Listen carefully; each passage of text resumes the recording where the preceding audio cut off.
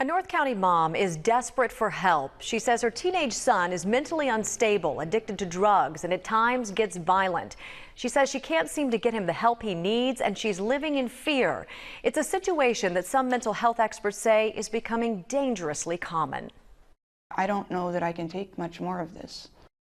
Natasha Kay is a mother in crisis. Sometimes I feel like I'm having a nervous breakdown because you can only take so much, yelling and screaming and never knowing what's going to happen next. She's talking about her now 16-year-old son, Max. He is so unstable emotionally that from minute to minute, you never know what you're going to get. Is he going to be giggling and silly, or is he going to fly off the handle and put his fist through the door?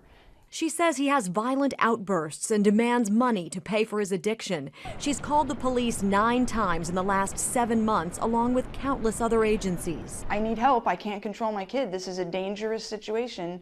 Please help.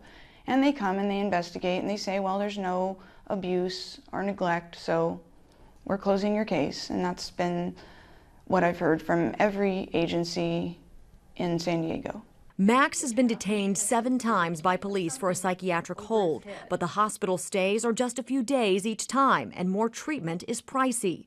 If you don't have an extra $7,000 a month to send your kid to a rehab out of state, you're pretty much out of luck. Natasha says Max has never been given a true psychiatric evaluation. She's frustrated her medical insurance won't offer more. All they have to offer is an outpatient treatment that's twice a week for a few hours. This family is in crisis, and our society is in crisis. Addiction treatment psychiatrist Dr. Clark Smith says, sadly, Natasha's story is all too familiar. And yet, here's somebody who wants treatment, and they can't get their child into treatment. I think it's a crime. Dr. Smith says affordable drug treatment programs and psychiatric services for teenagers can be hard to find, especially those covered by insurance. He says the programs that are available often come with long wait lists. In this situation, you're dealing with an impulsive and dangerous young man who is not going to be able to wait 2 or 3 months. Dr. Smith says it's a troubling reality. Many people who can't get treatment end up incarcerated. I do forensic psychiatric evaluations of people in jail who've committed crimes.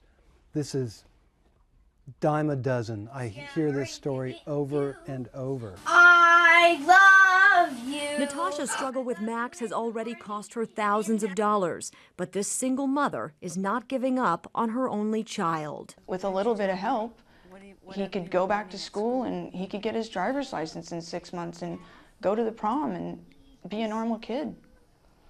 But this is kind of the end of the line. We just don't know where else to go or what else to do. Your favorite subject? Dr. Clark Smith's advice to others who may be struggling with a similar situation is to try and get insurance that covers addiction treatment. He says the way the law reads now, you can't be excluded for pre-existing conditions. Natasha says she's working on trying to switch their provider to one that offers more comprehensive treatment.